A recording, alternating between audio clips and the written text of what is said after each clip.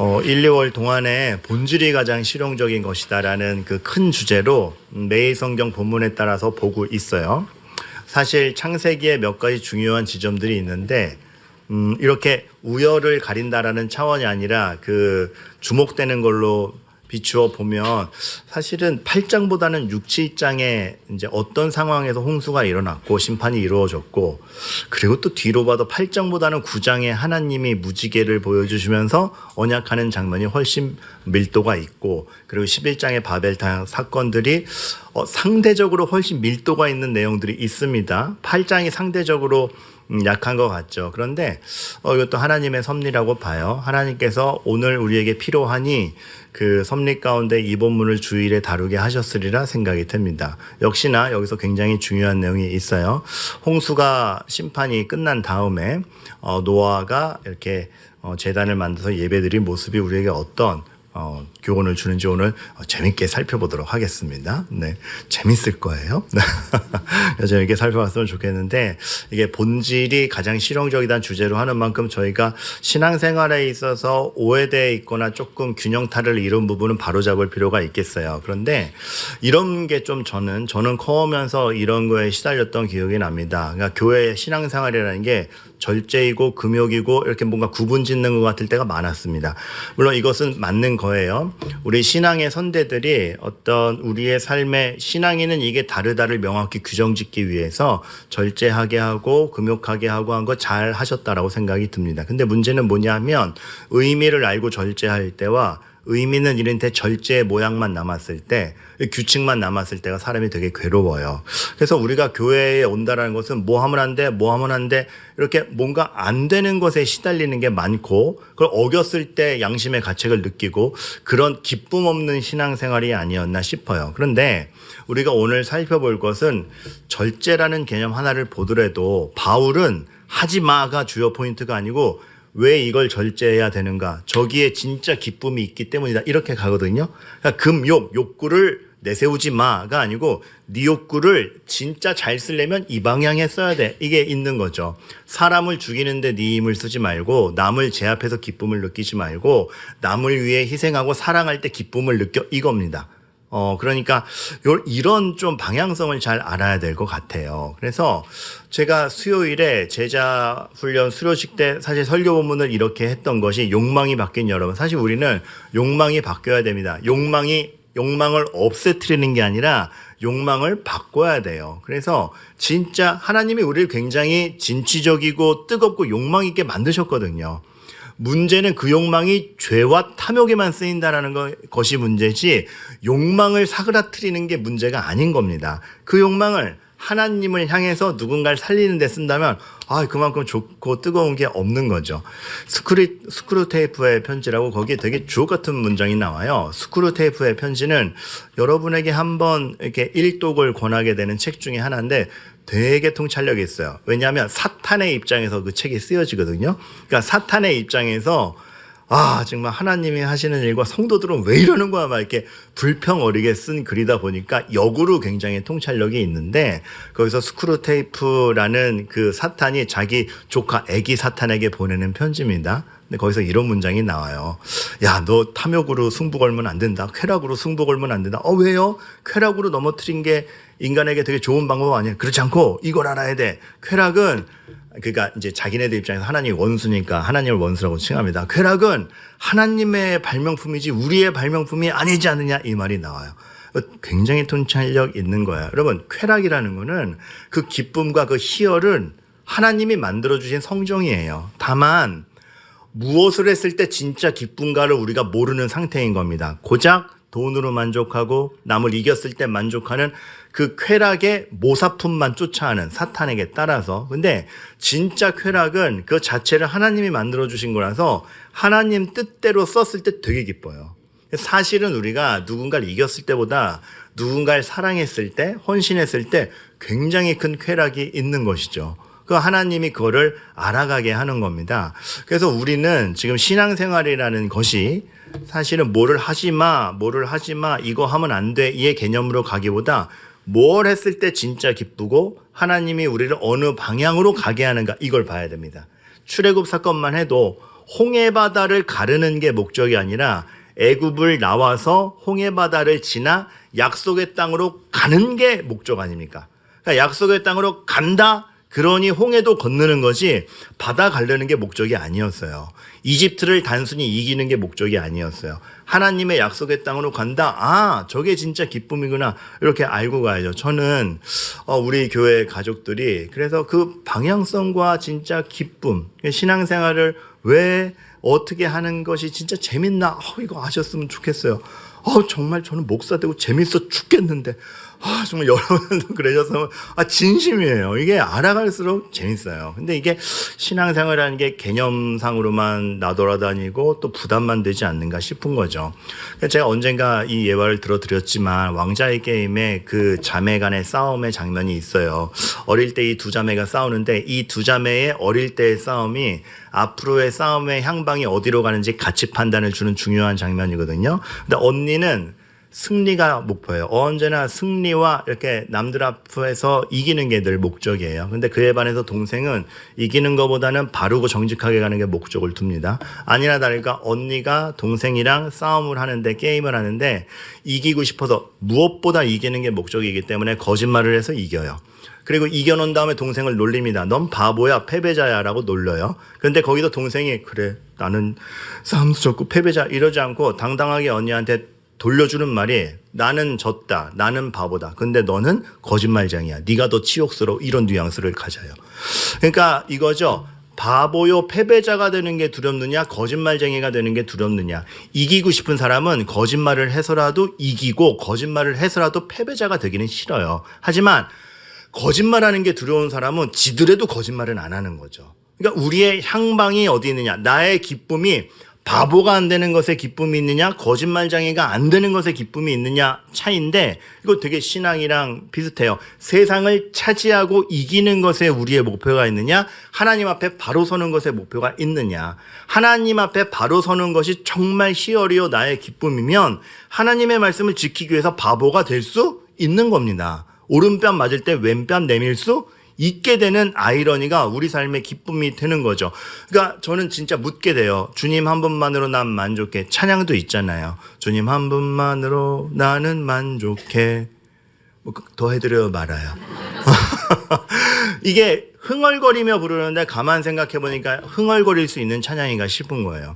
주님 한 분만으로 만족하는 걸 배우기 위해서 얼마나 많은 과정과 진짜 성장과 이 내 안에서의 싸움이 있겠는가. 하지만 하나님은 분명하게 말씀하시는 거죠. 내 장담하는데 진짜 하나님의 약속으로 장담하는데 나와 함께 있는 것이 가장 만족스럽다를 나는 확언한다. 그게 하나님이 우리에게 주시는 약속이요 이끌어 가시는 것이며 신앙으로 봐야 될 건 거예요. 그래서 우리는 정말 주님을 배제하고는 살 수 없는 삶을 사실 살아야 됩니다. 그리고 신앙의 모든 목표가 제가 최근에 자꾸 십계명 예시로 들어드리는데 십계명 자체도 그거예요. 주님을 배제하고는 살 수 없어서 주님을 간과하고는 어떤 행동도 할 수 없어서 살인할 수도 없고 간음할 수도 없고 도덕질할 수도 없는 거예요. 주님과 함께 있으면 남의 것을 뺏어서 충족시키는 인생 정도가 아니고 거짓말을 해서 남에게 피해를 줄 수도 없고 하나님의 눈으로 보면 저 사람도 하나님의 형상인데 내 간음의 대상으로 볼 수가 없는 그게 사실 주님을 배제하고는 니네가 살 수 없다라는 걸 성경은 가르치고 있는 거죠. 그런 관점에서 보면 자 신앙이 단지 절제와 금욕이 아니라는 걸 설명드리기 위해 안식일 개념을 좀 끌어올게요. 안식일의 개념은 일하지 말라라는 단어가 눈에 보여요. 그러니 일하지 않는다에 집착하죠. 하지만 하나님께서 원하시는 건 무노동이 아니에요. 일하지 말라의 목적이 있는 게 아니고 니네가 너희의 삶을 구축하기 위해 스스로 애쓰는 것보다 너희가 돈 버는 것보다 훨씬 큰 기쁨과 니네 삶의 진짜 기쁨을 가져다 주는 것이 하나님과 함께함에 있다. 이거 보여주시는 거예요. 그러니까 무턱대고 하지 말라가 아니고 진짜 근원과 진짜 기쁨이 어디에 있는지를 보자. 그래서 안식일이라는 거 일 안 한다의 개념보다는 하나님이 일하시는 것을 확인하는 게 나에게 최고의 쉼인 거예요. 그래서 참 제 교사 선생님들 그 많은 순장님들께 감사를 드린 게 그렇게 쉬지 못하고 주일마저도 쉬지 못하고 사람들을 만나러 다니시고 보살피고 누구 잘 있나 아이들 정말 이 아이들 돌보는 게 교사로서도 얼마나 힘든데요. 그런 어려움을 하시고 나서도 뿌듯해 하시고 거기에서 평안을 느끼시는 것을 볼 때에 하나님이 일하시는 것이 그 아이의 영혼에서 정말 이 아이를 하나님이 지금 키우고 계시다라는 확신 가운데 일을 할 때 그것이 그 우리의 육체적 쉼 이상의 마음의 안정이 있는 거죠. 저는 지금 일을 하시라 마시라 개념으로 따지는 게 아니라 쉬어도 하나님 안에서 쉬고 있느냐, 일을 해도 하나님 안에서 일을 하고 있느냐, 양태가 중요한 게 아니라 하나님이 일하시는 것을 확신하고 있느냐. 그래서 팀 켈러가 굉장히 멋있는 말을 했죠. 하나님을 모르는 사람은 쉬어도 마음이 분주한데 하나님을 아는 사람은 일을 해도 마음이 쉬고 있다 라는 비슷한 말을 했어요. 정확한 워딩이 요즘 책을 너무 많이 읽어서 근데 그게 되게 정확한 표현이에요. 그래서 예수님도 그 말씀을 하신 것 같습니다. 나의 양식은 아버지의 일을 하는 것이다. 아니, 일을 하면 소진되는데, 그런데 예수님의 기준은 딱 하나인 겁니다. 내가 지금 하나님이 일하시는 것을 확인해 가는가, 거기에서 하나님이 오늘 내 삶을 붙잡고 있구나를 확신하는 게 안식의 일인 것이죠. 그래서 안식일에 예수님은 제자들을 데리고 새로운 영혼을 전도하러 다니다가 밀밭에 곡식도 먹은 겁니다. 왜? 하나님의 일하심에 동참하며 누군가를 회복시키며 다니는 게 최고의 기쁨이니까. 그런데 바리새인의 눈에는 일하냐 안 하냐 요 규칙만 있었기 때문에 그 곡식 털어먹은 걸 갖다가 일했다 그래서 왜 안식일을 위배하느냐 하는데, 우리의 신앙이라는 것이 정말 무엇으로 기준 삼는가, 하나님이 일하시는 것을 확인하는 기쁨에 있는가. 그러니까 그걸 알 때 낮잠을 자도 편하게 주무실 수 있는 좀 그런 상태가 되면 좋겠거든요. 그러니까 아까 얘기한 절제, 금요, 구분, 왜 절제하는가? 그냥 절제, 검소함 자체가 미덕이 아닌 거예요. 왜 절제하는가? 그 사람을 살릴 수 있다면 내가 절제할게. 그 사람에게 유익이 된다면 내가 안 할게. 그 사람에게 정말 사랑을 알려줄 수 있다면 내가 왼뺨 맞을게.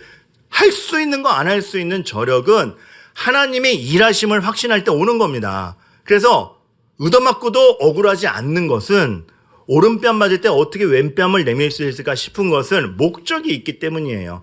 무턱대고 저주란 말 아닙니다, 여러분. 무턱대고 억울함 당하시란 말 아닙니다.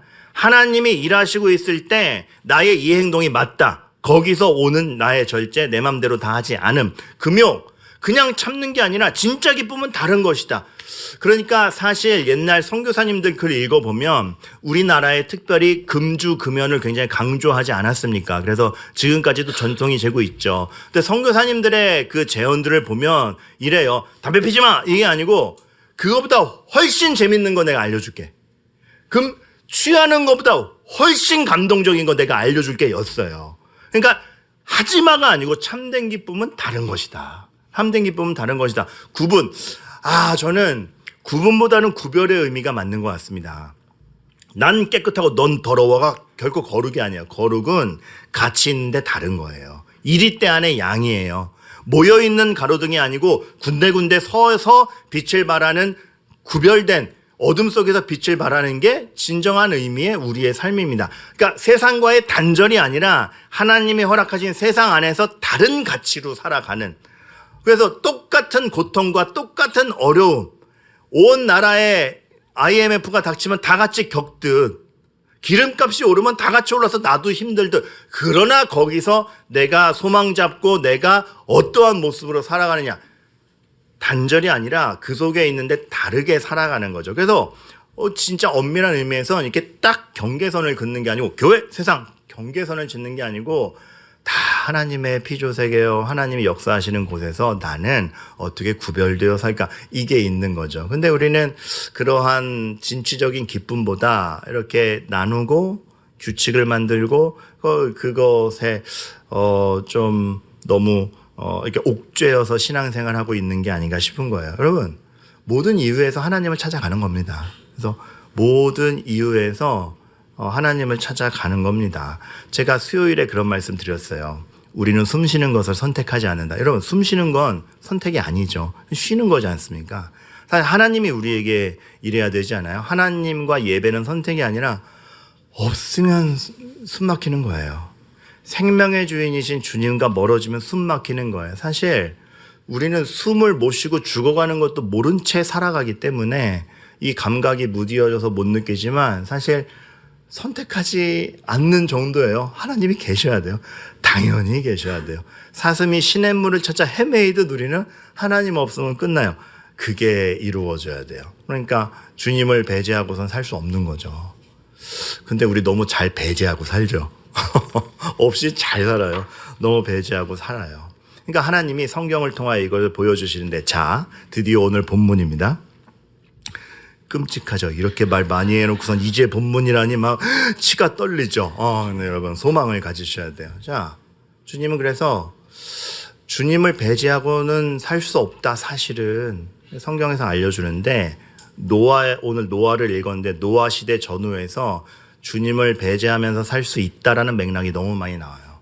하나님 그게 너무 슬프신 거예요. 방향 잘못 잡고 있고 창조주요 아버지요 사랑의 대상에 의해서 배제되었다는 것에 너무 슬픈 거예요. 퀴즈. 노아 시대를 전후해서 주님을 배제하고 살 수 있다라는 게 가장 극렬하게 드러난, 그래서 타락의 상징이 된 건 뭐가 있죠? 바벨탑. 소돔과 고메라 좋은 시도였습니다. 네, 근데 제가 노아 시대 전후해서라고 했으니까 좀 가깝게. 그것도 맞아요. 네, 틀렸다고 교회 안 나오시면 안 돼요. 제가 지금 못 본 척하고 좀 누가 얘기했는지 봤어요. 네. 근데 바벨탑. 기술이 발전하니까 우리끼리 된다라는 거예요. 우리가 우리 이름을 내고 우리 영광 위에 우리 기술로 살 수 있다. 하나님 배제하고 살 수 있다의 상징이기 때문에 하나님이 너무 아파하셨고 분노하셨던 겁니다. 제가 그 설명 드린 적 있죠. 바벨탑을 왜 높게 지었다? 로마 시대만 해도 넓게 짓는 게 미덕이요 권력의 상징이었습니다. 인구 밀도도 높지 않았고, 바벨탑 시대엔 더 인구가 적었겠죠. 그래서 굳이 높이 올리는 건축 양식은 지금 시대와 같이 필요 없었어요. 그리고 고대 근동 지방은 크게 짓는 것 자체가 권력의 상징이었는데 바벨탑은 왜 높게 지었게요? 이거 되게 건방진 겁니다. 홍수 심판 다음 시대 아닙니까? 홍수 심판 또 홍수 내봐라. 우리가 물에 빠져 죽나. 우리가 우리를 구원할 것이다. 하나님 완전 배제하고 자기네들 기술로 자기네들 살 수 있다라는 겁니다. 전 섬뜩해요. 이 시대가 너무 발전이 커요. 그래서 좋은데 오만해졌어요. 그게 문제예요. 기술의 발전이 문제가 아니라 하나님이 허락하신 지혜 가운데 기술 발전되는 거 얼마든지 누릴 수 있죠. 그런데 그 근원에서 하나님을 찾지 않고 오만해지고 주님을 배제하고 살 수 있다라고 여기는 것이 전 너무 가슴 아파요. 우리는 또 다른 바벨탑을 쌓고 있는 게 아닌가. 목사님 그래도 우리 그렇게 하나님 부정하지 않아요. 제가 늘 말씀드리지만 부정하지 않는 정도가 아니라 하나님이 중심에 없어요. 하나님 중심이 없어요. 교회 오는 게 교양 아닙니까? 교양.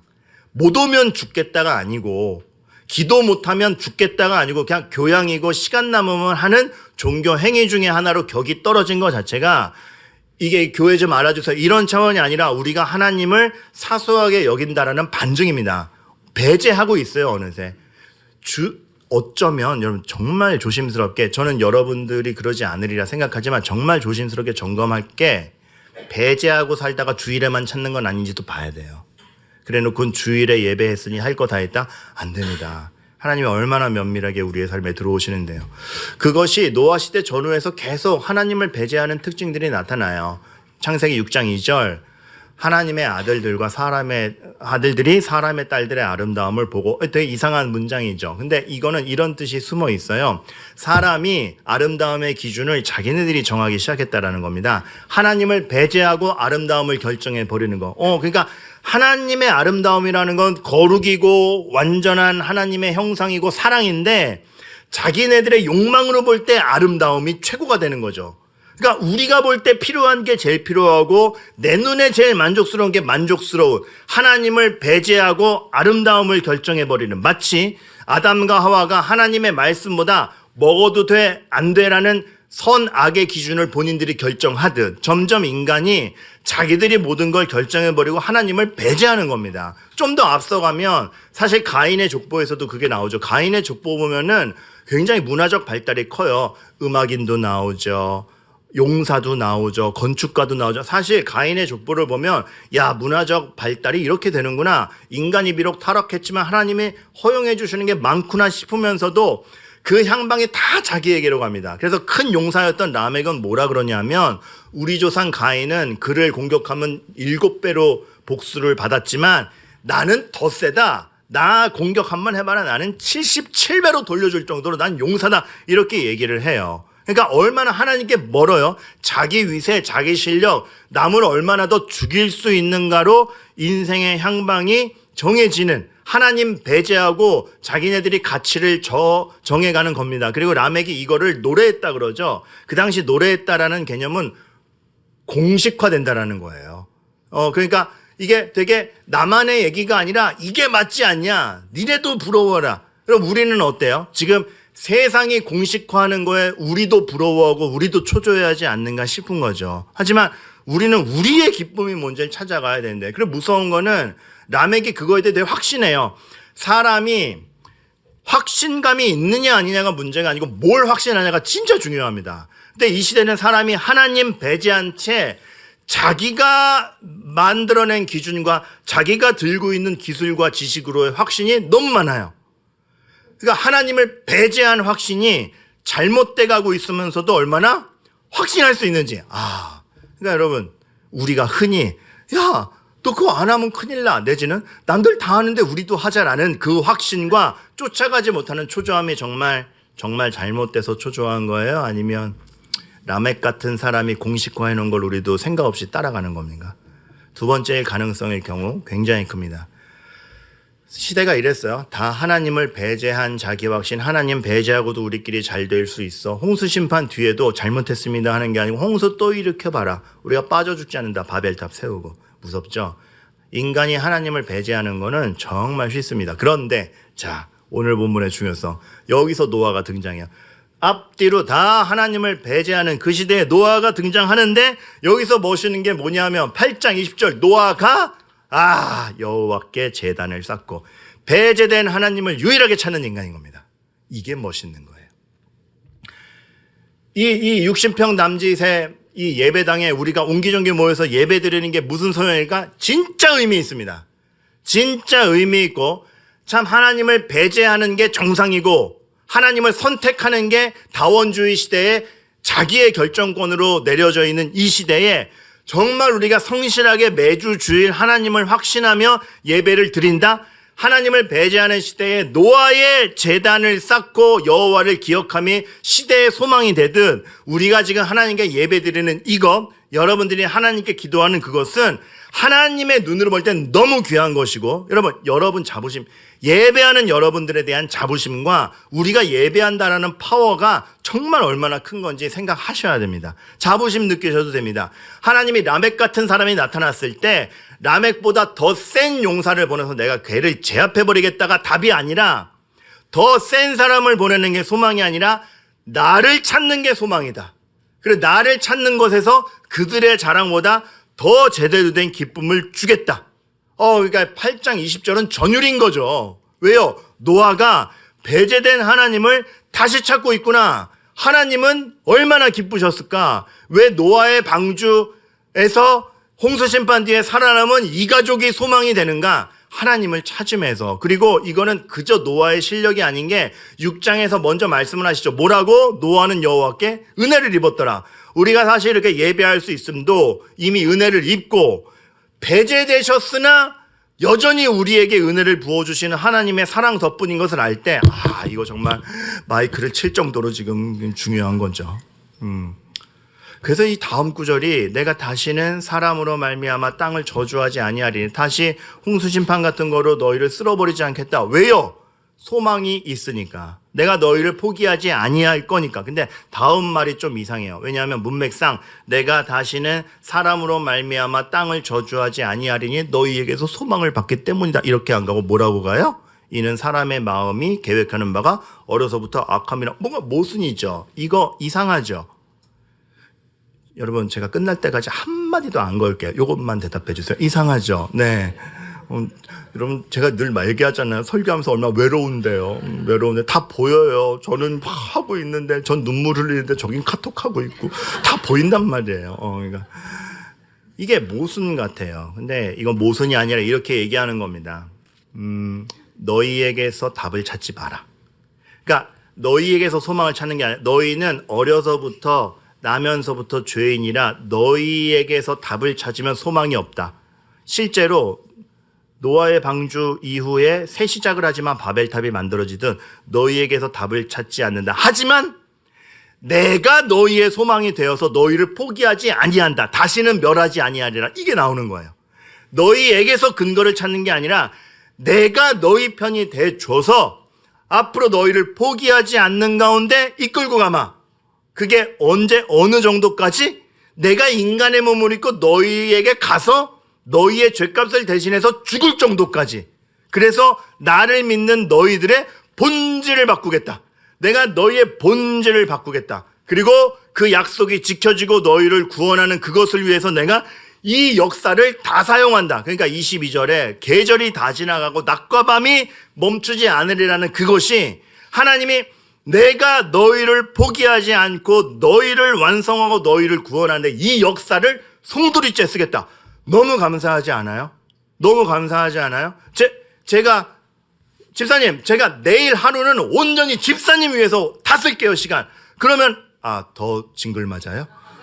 근데 그 정도 결의를 보였을 땐 너무 감사한 일이잖아요. 근데 하나님이 역사를 걸고 나는 너희들을 포기하지 않고 회복시키는 데 쓸 거고 그 일에 구경만 하는 게 아니고 내가 인간의 몸을 입고 가서 한다.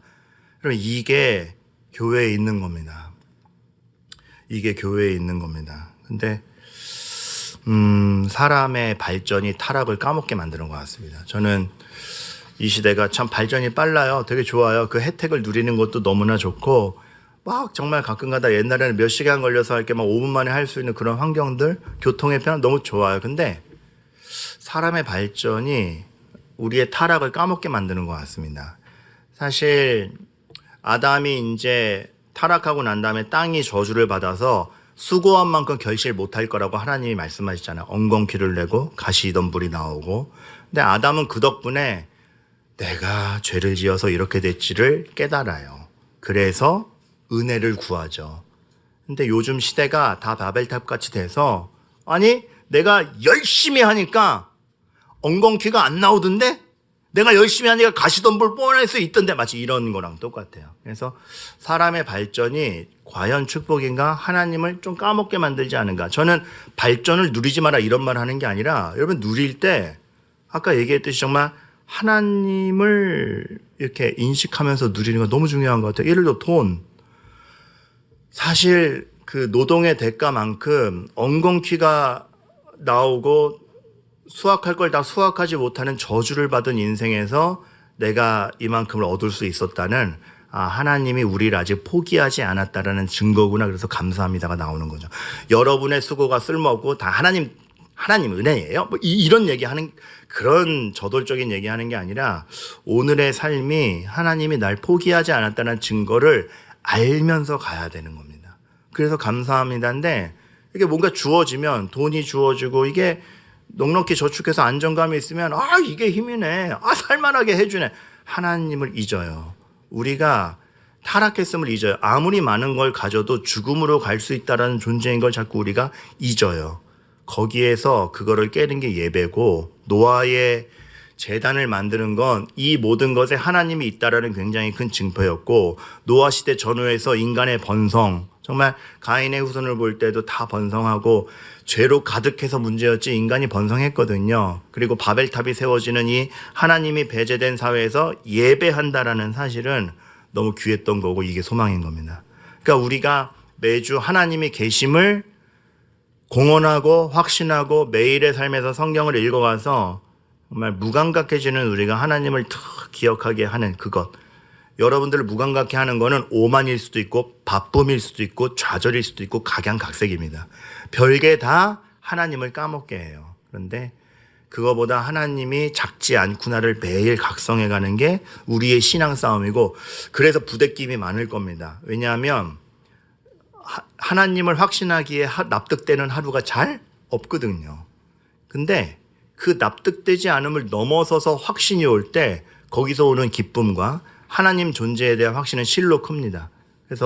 그래서 여러분 다윗의 시편이 늘 제가 말씀드리지만 늘 그거 아닙니까? 왜 악인이 더 잘 되고 나는 이 모양 이 꼴이고 어디 계시나이까인데 결론은 그러나 하나님이 그래서 내가 여호와의 집에 영원히 거하리로다.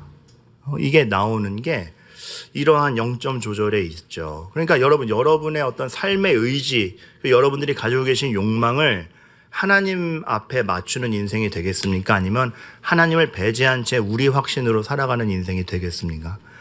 사탄은 정말 교묘해서 굉장히 작은 것도 증폭시켜서 하나님을 배제하게 만들고 내가 느끼는 거로만 확신하게 만들어요. 얼마나 교묘하냐 하면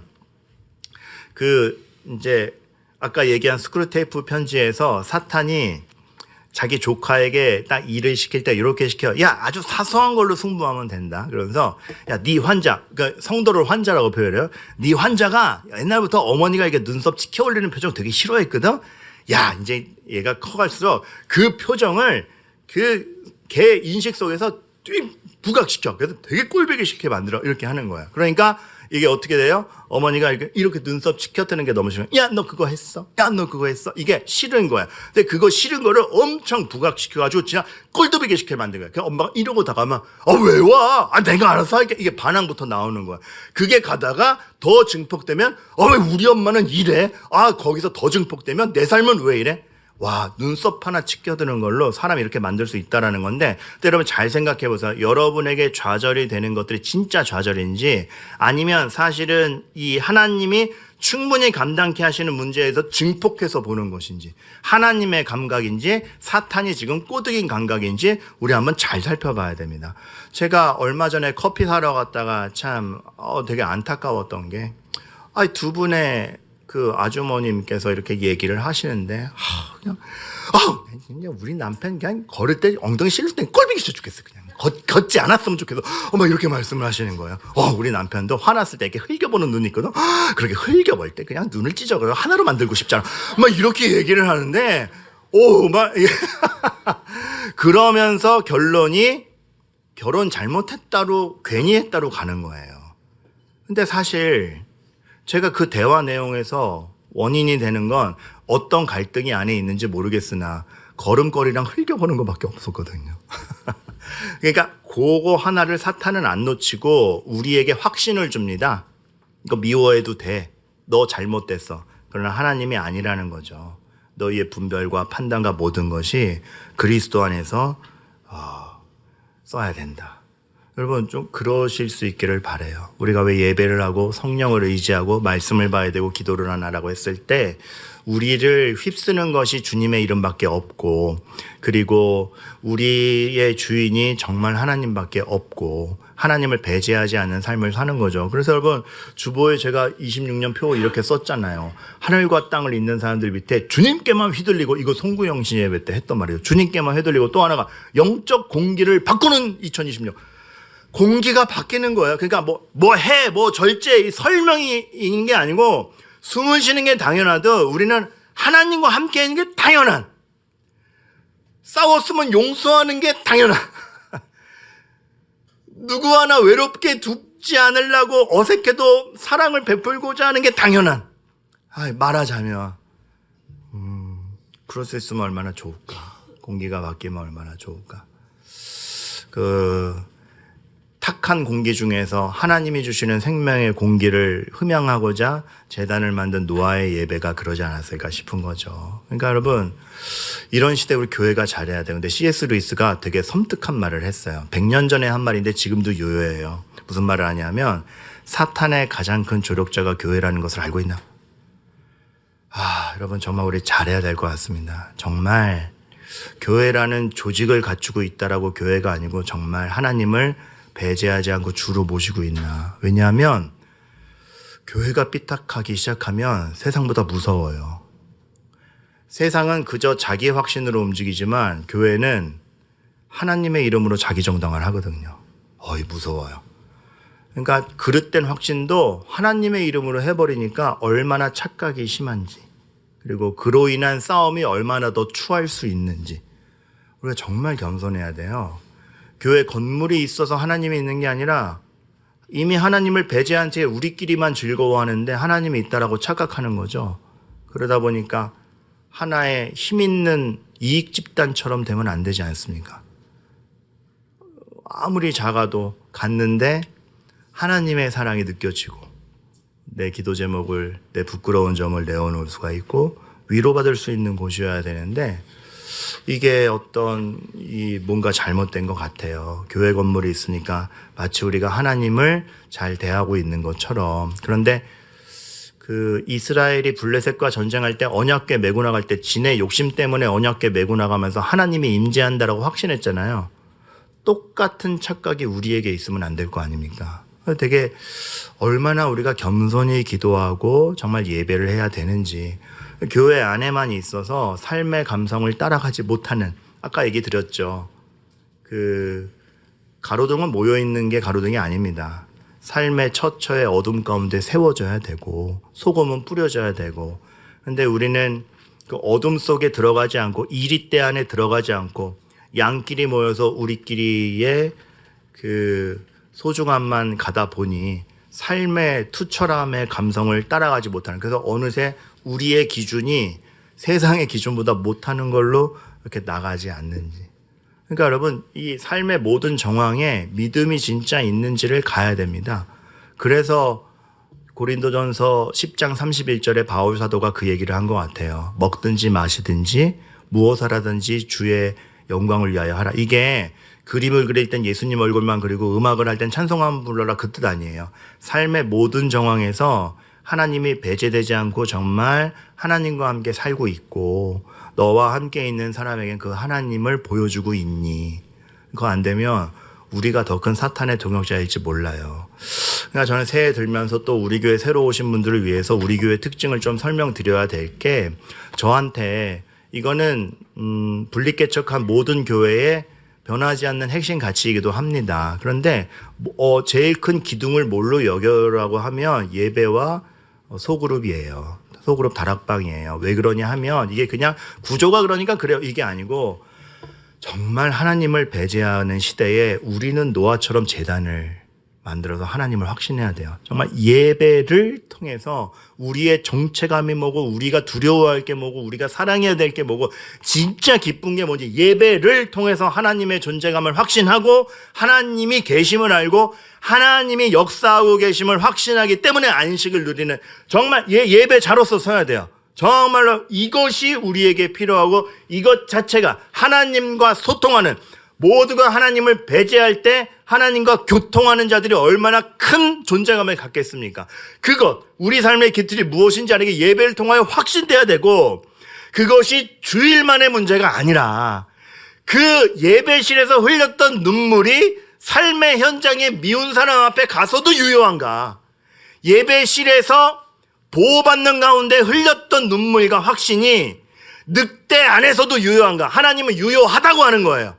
그래서 그게 유효합니다라고 삶의 여정을 같이 하는 똑같은 형편의 성도끼리 모여서 삶의 처처에서 모여 기도하고 고민을 나누고 안 되던데요, 아니야, 힘내자, 울며 불며 하는 이 소그룹 다락방이 예배가 불을 질렀다면 계속 탈 수 있도록 장작을 피우는 것과 같이 소그룹이 필요한 게 그냥 교회 관리 차원입니다가 아니고 여러분의 믿음과 삶이 나눠지지 않기를 바라는 진심 어린 갈망인 겁니다. 정말 하나님을 확신하는 대로 살아봅시다. 잘 안 될 겁니다. 나도 그래, 너도 그래. 그러나 하나님 있는 거 아니야. 이게 이어지는, 그러니까 그런 의미에서 이게 있는 거예요. 그냥 관리 차원이 아닌 거예요. 그리고 알아요. 여러분 형편상 다락방 하고 싶어도 하지 못하시는 분 있지요. 그러나 그런 분들 신청은 못하더라도 교회에 함께 예배함이 그런 보호를 받고 있고, 언제든 여러분과 함께할 동료들이 여기에 있습니다를 확신시켜 주는 거죠. 진심으로 한몸된 가운데. 그래서 사실 이 소그룹을 통해서 하나님을 배제하지 않는 삶은 우리는 살고 있습니다. 그러니까 누가 여쭤봐서 물어보는데 이 교회는 왜 이렇게 훈련이 강조돼 있고 순장님의 역할이 강조돼 있어? 이러한 정말 믿음을 들고 전장에 나가서 하나님을 배제하지 않는 삶을 우리가 확신하며 나가야 되는데, 그것을 위해서 울며 불며 기도하는 그 영적 리더 한 명이 소중할 수밖에 없는 거죠. 누구 편을 드는 게 아니라. 그리고 그러한 영적 리더를 만들기 위한 훈련 자체가 얼마 하나님을 배제하고 자기를 부정하며 처절하게 훈련을 받겠어요. 그러니 훈련이 중요한 거지, 무슨 어떤 체계나 조직성 그런 거 다 넘어서는 정말 하나님을 보고 싶은 마음인 겁니다. 제가 아는 분이 미국에 의대로 유학을 가는데 어느 날 이런 적이 있었대요. 일주일에 1시간 잔 주일이 있대요. 일주일에 1시간. 교수님께 따졌대요. 제가 먼저 죽겠습니다. 네가 잠을 자면 너는 살 수 있을지 모르지만 네가 자고 공부를 안 하면 네 환자가 죽는다. 나는 너를 재울 수 없다. 사실 그런 마음 아니겠습니까? 세상에 휩쓸려 가지 않고 정말 하나님을 확신하는, 하나님을 배제하지 않는 삶의 성도를 어떻게든 만들고 싶고, 그러할 때 진짜 삶이 기쁘다는 걸 보여주고 싶은, 그리고 결국은 이렇게 리더들을 세우자. 나중에 임직자를 세우더라도 임직자를 세우자가 아니라 재판관을 세우면 그 사사 한 명이 세우면 그 시대가 하나님 보호 가운데 있었듯이 결국은 정말 하나님이 한데 묻게 하신 여러분들을 보호하고 싶은 것이 그런 거에 대한 강조점으로 드러나는 거고, 사실 교회에서 강조되는 모든 것은 결국 여러분을 살리고 싶은 의지로 보아주시는 가운데 우리가 함께 가면 너무나 좋겠는 거죠. 그 목적은 하나, 정말 우리 삶에 하나님을 배제하지 않는 삶이 있는가? 우리가 겪는 모든 것, 교회의 모든 프로그램이 고통은 고통대로, 프로그램에 따로 노는 게 아니라 그 고통이 나를 예배하는 자로 만드는가? 그 프로그램이 전교인 체육대회가 정말 더 예배하는 자로 누군가를 나오게 했는가? 다 사실 초점은 여기에 있는 겁니다. 사실은 홍수가 왜 일어났는가? 그럴 필요까지 있었는가? 그러나 하나님을 찾는 예배의 사람 한 가족을 지키고 그로 말미암아 새로운 역사가 쓰여지게 하시는 그 하나님을 볼 때 얼마나 감동적이면 핸드폰을 떨어뜨려요. 그러면 진짜 이게 우리 교회에 있게 되기를 전 간절히 바라요. 그러니까 여러분, 교회가 우리 앞으로 이렇게 갑시다. 그러니까 해왔던 거니까 하고 조직이기 때문에 갖추는 거가 아니고, 모두를 살리고 싶은 마음과 하나님을 배제하기 않기 위한 치열함으로, 아이고, 임직자가 세워줘도 세워지고, 순장님이 세워줘도 세워지고, 다락방의 신청을 받아도 받고, 참여 못하게 되면은 신방을 해서라도 뵙고, 기도해드리고, 중보기도 통해서 기도 제목을 받아서라도 얼굴을 몰라도 우리는 다 기도를 하는 거고, 교육부서를 통해서 아이들을 성장시켜 가고, 물론 인간이 손이 부족해서 부족함이 있겠으나 그러나 우리는 하나님의 역사를 믿으며 하나님을 배제하지 않는 삶을 구축해 보는 겁니다. 그러한 힘과 담대함이 우리에게 있기를, 그래서 하나님을 기억하는 예배가 여러분에게 어떤 기쁨을 가져다 주는지를 확신해가는 저와 여러분 되기를 바랍니다. 그래서 우리가 이 마지막 이 찬양이에요. 주의 손이. 그러니까 그런 사탄은 자꾸 우리 손을 보게 한대요. 그래서 내 손이 오그라들어 있으면 난 끝났구나 한대요. 근데 주의 손을 봐야 된다는 거죠. 사탄이 제일 무서워하는 게 시선 돌리기래요. 그러니까 자기가 주목시키는 것만 봐야 되는데, 내 부족함, 내 낙심, 돈, 명예만 봐야 되는데 하나님 보는 순간 게임 끝난다라는 거죠. 그래서 사탄이 계속 못 보게 한대요. 요즘 시대에는 발전과 분조함으로 못 보게 해요. 그리고 불안으로 못 보게 해요. 그러니까 불안에 꽂혀 있고 이렇게 바쁨에 꽂혀 있으니까 하나님 볼 시간이 너무 없는 거죠. 근데 그때에도 여전히 미치는 주의 손이 내 삶에 들어와야 돼요. 삶에 가득한 주님의 통치 보호하시고 지켜주시네. 하나님의 손은 들어와서 우리를 강압하는 게 아니고 보호하고 지켜주시네예요. 그래서 주의 손이 부족한 흔들리는 우리의 삶에 상한 우리 마음에 들어옵니다. 오늘 들으신 말씀 기억하며 다 함께 찬양합니다. 전능하신